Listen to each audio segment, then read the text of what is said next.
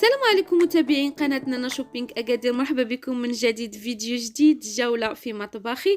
اليوم بغيت نجاوبكم على جميع التساؤلات ديالكم حول المطبخ ديالي، كيفاش درت ليه، فين صايبته، كل شيء غنجاوبكم عليه. اول حاجه غادي نبداو بالثلاجه. بالنسبه لا مارك ديال الثلاجه هي ويربول، صراحه زوينه حتى لهاد الساعه، خدامه ليا مزيان وعجباني ومقتنعه بها. الثمن ديالها خديتها ب 6500 درهم. فيها بالنسبة للعرض ديالها فيها 70، والطول فيها مترو و92. صراحة بالنسبة ليا كبيرة ومواتية. الفوق فيه ثلاجة ولتحت الفريغو. وبالنسبة للفريغو يا البنات راه كيكونوا هكا 3 المجورة كبار وكيهزوا يا البنات. والثلاجة راه بارطاجيتها معكم شحال من مرة، كيفاش دايرة ولا الغرق ديالها كيفاش داير. وانتوكا غنخلي لكم هذا رابط الفيديو ان شاء الله في صندوق الوصف. ننتقلوا بالنسبه للميساجات، جاوني بزاف على الباك اللي خديت ديال ويربول. صراحه خديت فيه الفران وخديت فيه لا بلاك وخديت فيه لاهوت. الثمن ديالهم كان كلشي ب 4500 درهم، وخديتهم قبل ما تبدا كورونا بالضبط. خديتهم من المغازه ديال بيوغناش اللي كاينه في الداخله اونفاس لا ماشي اونفاس، مي حدا كارفور ديال الداخله. تما فين خديت هذاك الباك البنات.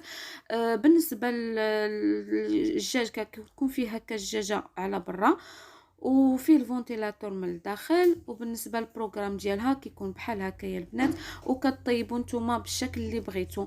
يعني بغيتو تشعلوا الفرفاره، ما بغيتوش تشعلوها، وكتشعل البوله بحال هكا. المهم فيها شحال من اوبسيون كاينه. وكذلك كاين البروغرام ديالها على حسب الدقائق شحال بغيتو. يعني نتوما الا ديجا كنتو عارفين مثلا الوصفه شحال كتاخذ لكم، راه تبروغراميوها على حسب الدقائق ودرجه الحراره. بالنسبه للفران اللي عندي هذا هو البروغرام اللي فيه، ومازال ما تعلمتش ليه مزيان. باقي ان شاء الله غادي نتعرف على المزايا ديالو وغادي نبارطاجيها معكم، وان شاء الله ندير لكم فيديو خاص عليه. بالنسبه للفوق البنات هذه نورمالمون البلاصه ديال الميكرووند مازال ما خديتوش، داكشي علاش حتى دابا دايره فيه غير هادو ديال لي بات، ودايره فيه ديك لاباري ديال البانيني. ريتما ان شاء الله ناخذ راه غادي نحيدهم، غير باش ما نخليش ديك البلاصه خاويه، قلت نزينهم بهاد القراعي بحال هكا. وبالنسبه البلاكارات راني دايره بلاكار فوق الثلاجه وبلاكار فوق الميكرووند. وبالنسبه لهاد البلاكارات البنات دايره فيهم فقط الماء اللي كنستعمل الضياف او لا الماء اللي ما كنستعملش على مده طويله. بالنسبه لمارك ديال العود انا غنقولها لكم كل مره في الفيديو باش هكا تعقلوا عليها، ولا كنتو غتقولوها لشي حد تعرفوا شنو غتقولوا. من برا يا البنات دايره العود ديال ام دي اف امبورطاسيون ديال ليطالي، ومصايب او لازر. صراحه كيجي زوين وكيجي ولا كيسميوه الهاي جلوس. المهم كتجي فيه ديك ديك الملمس هكا كتلقاوه ليس وكيعطي واحد اللمعان. البلاكار اللي فوق الثلاجه دايره فيه بحال هاد المعينات ديال الطين اللي كنستعمل مره مره. المهم دايره فيها باقي خاصني ليه منظمات حتى هو، ولكن شويه بشويه. اهم حاجه حطيت فيه الماء اللي ما كنستعملش دائما. وبالنسبه للبلاكار اللي فوق الميكرووند دايره فيه المعينات اللي كنستعمل الضياف ولا كنزين بهم الطاوله ديالي. وتا هو مازال ما قديتوش مزيان، ولكن على الاقل تنظيم اولي راني مقتنعه به. خاصني غير بعض المنظمات اللي مازال ما لقيتهمش اللي يقدروا يعاونوني في التنظيم ويخليوا لي واحد الاسباس اللي غادي ينفعني كما قلت لكم. هذا هو هذا الشيء اللي كاين في البلاكارات اللي فوق الثلاجه والميكرووند. وغادي ننتقلوا ان شاء الله البلاكارات الاخرين، وغادي نشرح لكم كذلك على حسب هاد البلاكارات كاملين اللي عندي في الكوزينه يا البنات دايره ليهم لي دغوليك في البيبان ديالهم باش هكا ما يبقاوش يتردخوا. وبالنسبه لي دغوليك اللي درت راه درت لا مارك زوينه، الميكانيزم ديالو درت شي حاجه زوينه. والعود ديال هاد البيبان ديال البلاكارات ديالي راه كلهم مغلفين كما قلت لكم، وماشي ماشي ديال المغرب، انا خديت ديال الايطالي باش يحافظوا لي على الثلاجه مده اطول. وتا الكاليتي ديال الام دي اف ديالهم كتكون زوينه يا البنات. وهذا الشيء اللي كاين. المهم حتى بالنسبه لهذا اللي فوق الثلاجه درت لي هذا الميكانيزم هذا ديال ليدغوليك. وبالنسبه للبيزاكرات حتى هما البنات ضروري ما تاخذوا البيزاكرات اللي كيكونوا زوينين، لان غير في البيزاكرات الا بداو كيطيحوا لكم راه غادي يخسر لكم كلشي وبحال ما درتوش والو. واش فهمتوا؟ يعني دائما حاولوا ما ديروش هادشي ديال الكوزينه، ما ديروش فيه الاقتصاد، حاولوا تاخذوا دائما الماركه الزوينه، لان راه المده والزمان هادي ماشي حتى نحطوا فيهم المعينات ونحطوا فيهم كلشي ويجيو يطيحوا لينا وغادي يتهرس لينا كلشي. وشحال من وحده طرا ليها هذا المشكل. المهم هذا الشيء اللي كاين بالنسبه للبلاكارات، وهذا باغا نشرح لكم مزيان عليه. وهنا غننتقل لكم للسؤال الثاني اللي كان كيجيني، ولا الثالث ولا ما عرفتش. المهم السؤال الاخر اللي كان كيجيني على شختيتي اللون الابيض غيتكرفس لك بزاف. لا يا البنات والله كانت عندي ديك الفكره، ولكن ماشي فكره صائبه، بالعكس دغيا كيتنقى ودغيا كيتحيدوا منه الوسخ. والفوق راه ما كيترونش، فقط اللي كيتوسخ ليا مثلا غير البلاكارات اللي لتحت، ولكن راه دغيا دغيا دغيا بسرعه البرق كتنيطوي شويه شي شيفونه وديروا فيها شويه د الخل وتمسحي، ها هو البلاكار كيرجع اللون زوين. و ميم طون كيرجع فيه داك لا بريونس هكا كيما كتشوفوا. راه شوفوا كيبانوا فيه حتى البولات اللي دايره. بالنسبه لي بواني اختاريت هاد لي بواني هادو. صراحه كنت غادي ناخذ هادوك اللي كيكونوا نيت من البيبان. لي بواني كيكونوا من البيبان هما زوينين، ولكن كيكونوا شويه زايدين في الثمن على هادو. وغادي نرجع لكم دابا البلاصه فين كاين الفران اشنو دايره في المجر اللي لتحت.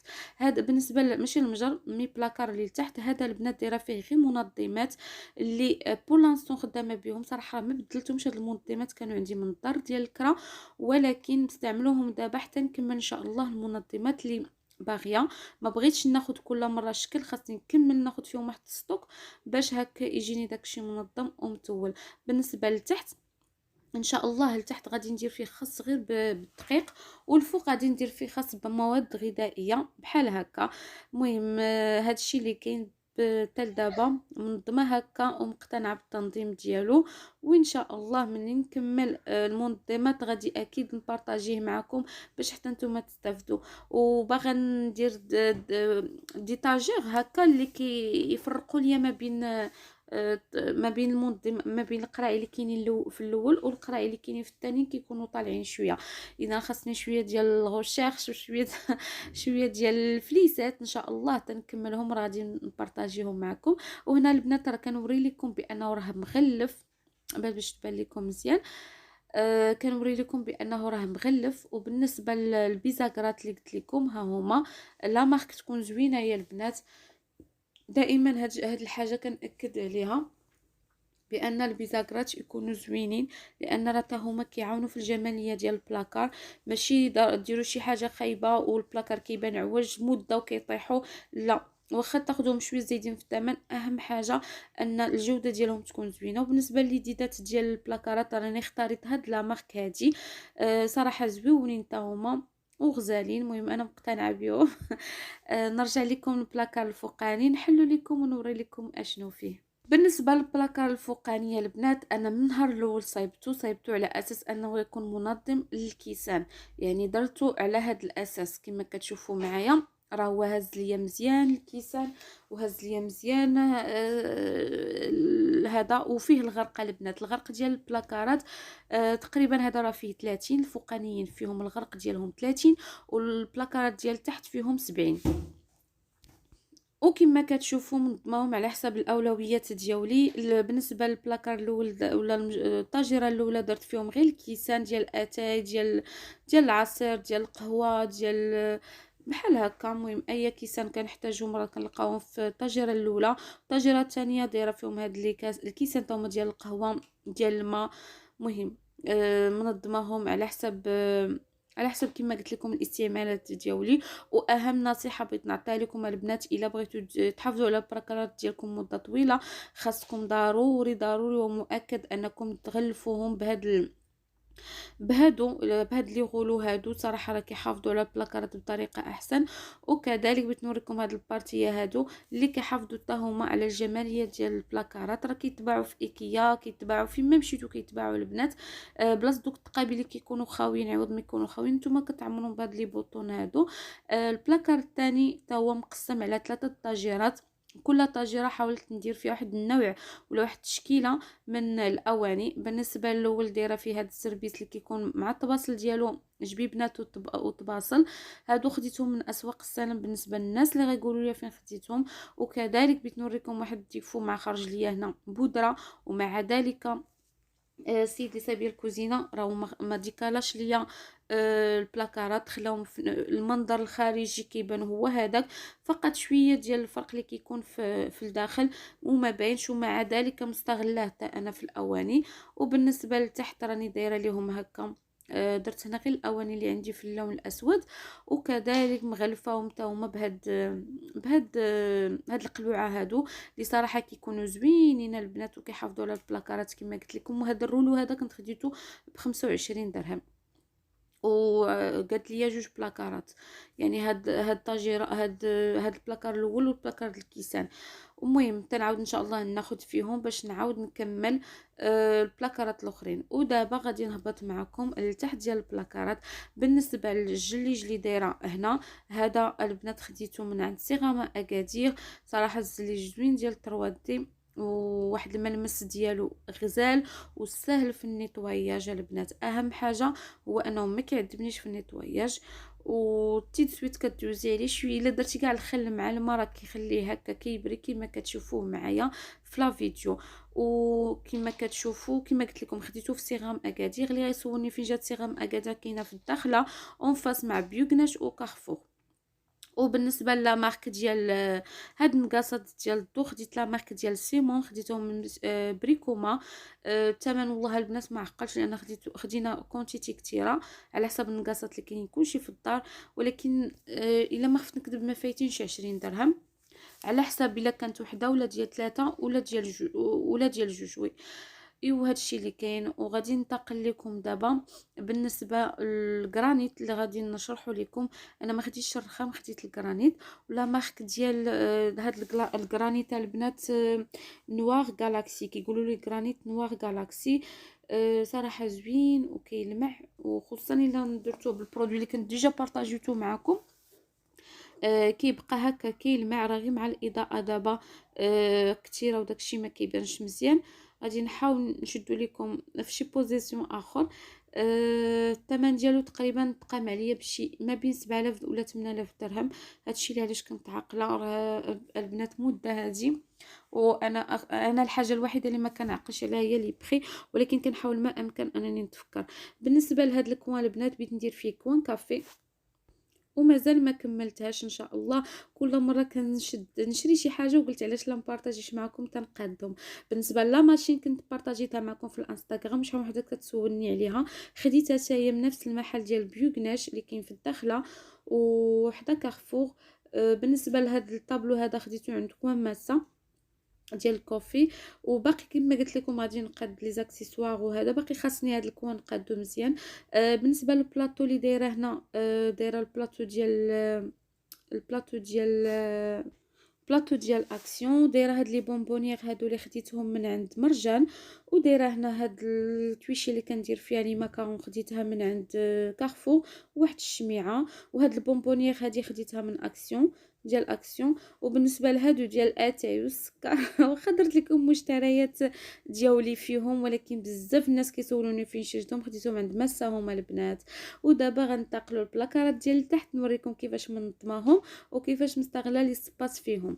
اول حاجه البنات استغليت دائما نعاود لكم على البيبان. بالنسبه للبيبان راه ام دي اف لامبورطاسيون ديال ليطالي مصاوب او لازر، يعني باش تعرفوا اشنو كاين. وبالنسبه للصنادق البنات انا ما بنيتش، انا درت غير الصنادق مصايبين من ميلامين لامبورطاسيون تا هما صافي، باش نكونوا فاهمين على هذه القضيه، لان بزاف كيسولوني ملاش مصايباهم. دونك انا غادي نعاود لكم الصنادق مصايباهم من ميلاميم لامبورطاسيون ديال ليطالي. دونك نرجعوا للطريقه باش منظمه البلاكارات. نظمتهم على هذه الطريقه، مستعمله دائما منظمات ديال 5 دراهم من عند خميسه. صراحه هاد خميسه دارت معايا بطل مزيان. نظمت لي البلاكارات ديالي باثمنه جد مناسبه، وميم طون ما كتضيعوش الفلوس بزاف في المنظمات اللي كتكون غاليه. دائما البنات كنغلفوا البلاكارات ديالنا بالقلوعه ولا دوك القلوعه الرولو. انا هنا لتحت خديت غير واحد القلع كان شايط عندي وانا نغلف به. وكما كتشوفوا هاد الفكره زوينه انكم تجمعوا المقالي في الشبيكه ديال 5 دراهم، والغطايات حتى هما تجمعوهم في شبيكه 5 دراهم. وكيبقى ليا لداخل البنات فيه العجب، راني دايره فيه البرمه، درت فيه شي كاسرونات، وفيه العجب، وكذلك دايره فيهم الطباصل. هادوك الشبيكات ديال 5 دراهم ولا المنظمات 5 دراهم دايره فيهم طبيصلات وسهلين لفت تنظيم. لا بغيت ترجعي ولا بغيت تهزي شي حاجه من الداخل فقط راه كنحيد غير دوك الشبيكات. يعني راه كيسهلوا عليا الحياه اليوميه ديالي. وكما كتشوفوا راه الرخام دابا كيبان لكم. بالنسبه لهاد البلاكار البنات هذا الفوق درتو خاص غير بالسناك ديال الدراري، يعني دوك المستلزمات ديالهم سواء اللي كيديو الكوتي المدرسه سواء اللي كيبقاو ندوزو به الويكاند ولا الفطور ديالهم. المهم اي مستلزمات ديال الدراري وسناكات وداكشي راه كتلقاوهم في هذه البلاصه. وكذلك منظمات ديال كواماسه حاضرين ناظرين ومنظمات ديال 5 دراهم ديال الخميسه حاضرين حتى هما معايا. المحلات ديال الخميسه وكواماسه ومساهم غنخليهم لكم في صندوق الوصف باش اللي بغات فيكم تواصل مع شي وحده فيهم غادي تلقى فين غادي تواصل معاهم. وهنا كذلك البنات درت غلفتهم البلاكارات، حطيت لهم ديك الطابيه هكا باش نحافظ عليهم. وبالنسبه لهاد القريعات انا غير بدلت لهم المنظر، زعما كندير واحد شويه الغوسيكلاج حتى هو نديبانيو ريوسنا. وهذا وبالنسبه لتحت البنات دايره هي لي ماشين كما كتشوفوا معايا عصاره الليمون، ديك ديال القهوه، دايره دوك ديال لي بوب كورن، ودايره هنا المونينيكس ديالي. مهم هادشي اللي كاين هنا. ننتقلوا للمجر الاخر ولا هذا درتو خاص غير بالعطريه كما كتشوفوا معايا دايره كلشي هادشي د العطريه. وهاد القريعات اللي غيسولني فين شريتهم عند بيان شوب. صراحه كنتعامل معاها انسانه مزيانه في السيرفيس ديالها والله يعمرها دار. وبالنسبه لهاد التويشيات الخضرين خديتهم من عند خميسه ماسه. كنتمنى نكون كنجاوب على جميع التساؤلات ديالكم. حاولت ما امكن نقيد الماكسيموم بوسيبل في التساؤلات باش هكا ما ننساش على حتى شي حاجه. بالنسبه للبنات هاد المنظم هذا راه جابني مع الكوزينه، الثمن ديالو شي 800 درهم باش كيصايبوهم لكم.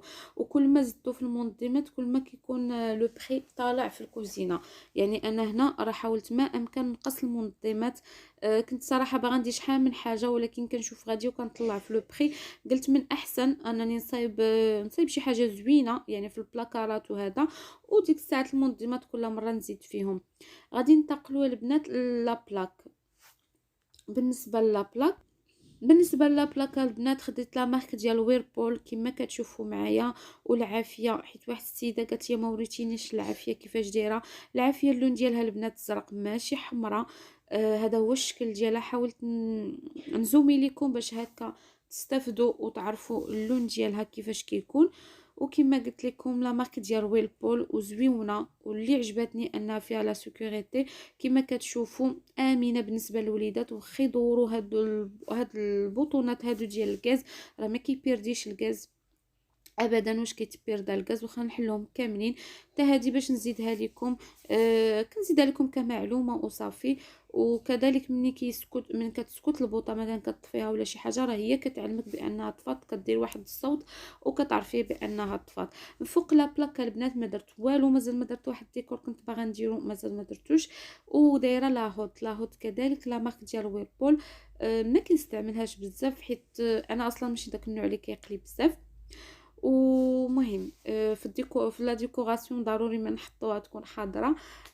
فوق من لاهوت البنات دايره هذا البلاكار هذا اللي منظمه كذلك بمنظمات ديال بيان شوب من ايكيا. وكذلك درت فيه غير المعينات البيضين اللي كنستعمل مره وكنستعمل في الا بغيت نبريزونطي شي حاجه مزيان. المهم عازله كل حاجه على حسب الاحتياجات ديالي. وكذلك كما قلت لكم حتى هو درت ليه نفس الميكانيزم اللي دغوليك، لان خصوصا البلاكارات الفوقانيين الا ما درتهم داك الميكانيزم يقدروا هذا يتردخوا لكم. ومع داك ترديخ هكا بزاف راه كيخرج على البلاكارات. ومن تحت كل شيء البنات غادي تلقاو المجوره بحال هكا. سمحوا لي راه طولت عليكم في الهضره، ولكن ضروري باش نشرح لكم ونجاوب لكم على جميع التساؤلات ديالكم.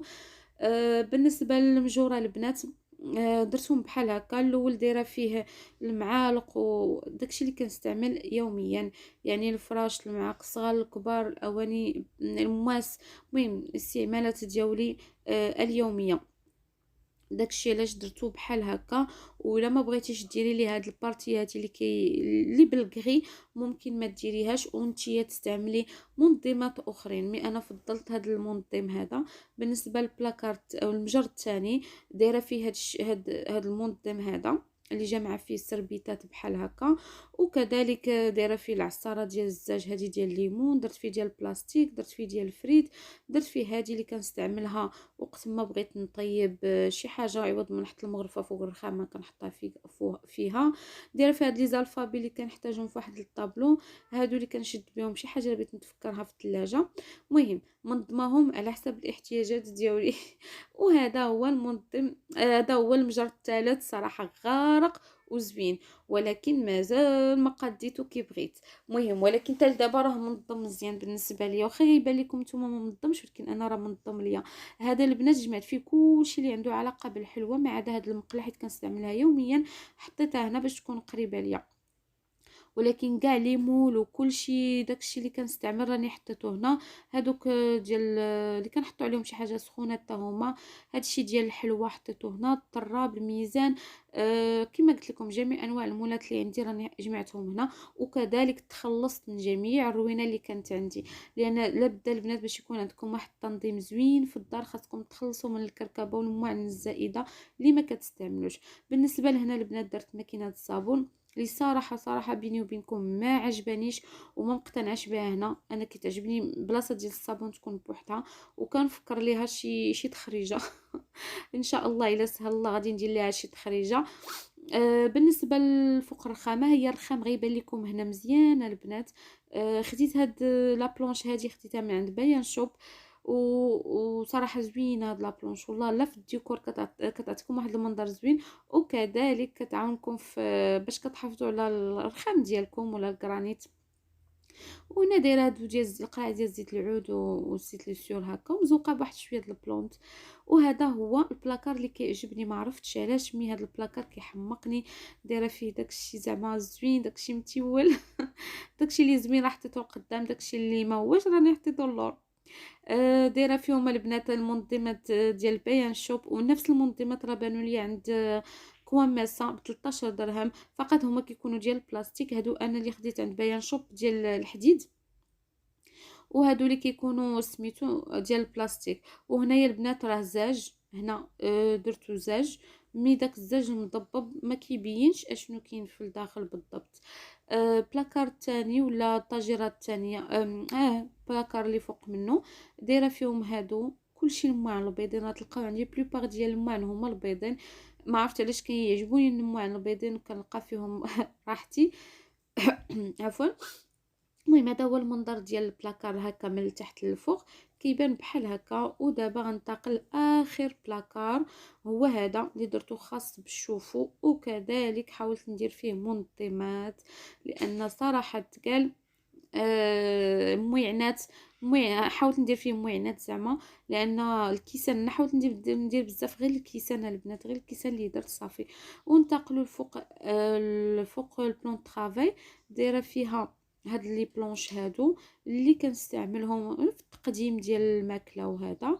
وبالنسبه لهنا دايره واحد الطبيسيل، دايره فيه جوج قريعات اللي خديتهم من ايكيا. الشبيكه ديال الماء خديتها من كارفور. وبالنسبه للروبينيه البنات الثمن ديالو سولوني الناس بزاف عليه.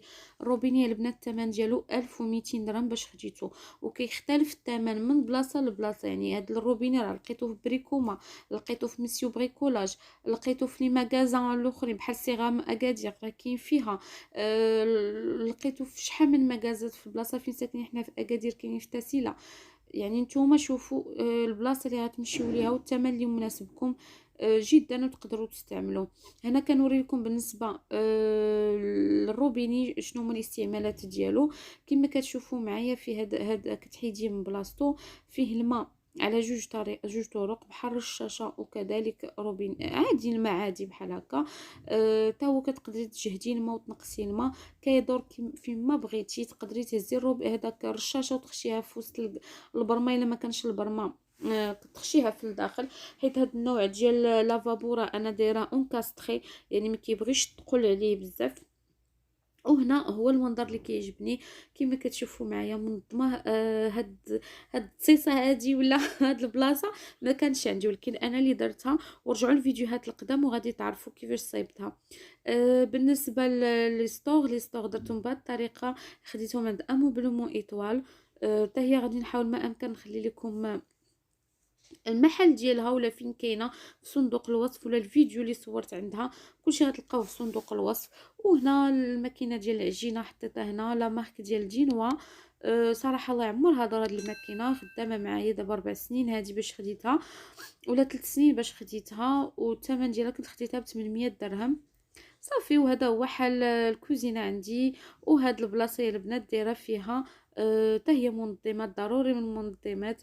اول حاجه هاد المنظم دايره في الباب اللي كندير فيه هادو لي ليغون، كندير فيه دوك لي ساك بوبيل وحاطه هنا. بالنسبه لهاد لا بوبيل هادي كنستعملها فوق البوطاجي ولا فوق البلون طرافاي وقت ما بغيت نجمع الزبال وهذا باش كتجيني سهله. وهنا دايره هاد المنظمات ودايره لي برودوي د ميناج اللي كنستعمل حطاهم هنا. كما كتشوفوا راني مازال ما منظماش هاد الجهه مزيان، حيت هنا نورمالمون بلاصه البوطه، ولكن حيت ما عنديش دابا ماكينه الماعن، قلت خليها على برا، ما كاين لاش نبقى ندخل ونخرج. ومازال ما شريت ليها واحد المنظم اللي غيسهلها عليا انني ندخل ونخرج. وكما قلت لكم باغا نبدل واحد التبديله غير كنشور كنقول بلاتي عاوتاني ريتما عطاني تحسن القضيه شويه ويتيسروا الاوضاع شويه، وديك الساعات نبدل. بالنسبه لهاد البلاصه هي بلاصه نورمالمون ماكينه د الماعن، غير انا كما قلت لكم ما باغاش ندخل البوطه لداخل غير غتكرفسني.